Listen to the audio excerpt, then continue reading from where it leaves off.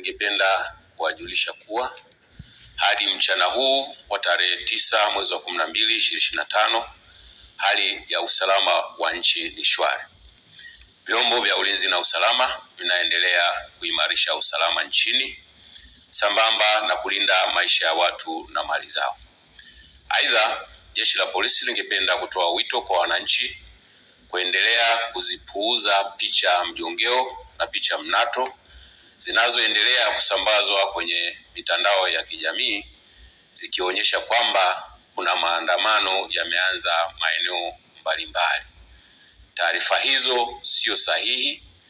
Wanatumia picha mjongeo na picha mnato za matukio ya nyuma kama vile ya tarehe 29, tarehe 30 na tarehe 31 mwezi wa 10 2025. Sambamba na hilo, wenye nia ovu wanaendelea kutumia picha mjongeo za matukio ya nyuma. Kwa mfano, kuna tukio la Juni 2025 ambalo kabila la Wamasai walikuwa wanafanya sherehe zao za jando katika msitu wa Tanapa, lakini imesambazwa kwenye mitandao ya kijamii ikionyesha kwamba Wamasai wameanza kudai haki zao huko jijini Arusha.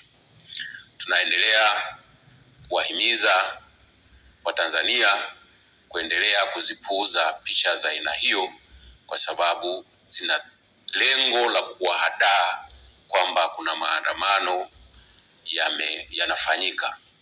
Ikumbukwe kwamba maandamano hayo ambayo yalikuwa yanapewa jina la maandamano ya amani yasiyo na kikomo yalipigwa marufuku toka tarehe 5 mwezi wa 12 2025 kwa sababu hayajakidhi matakwa ya kisheria ikiwepo sheria mama, yani Katiba ya Jamhuri ya Muungano wa Tanzania ya mwaka 1977 na sheria ya polisi na polisi wasaidizi sura 322.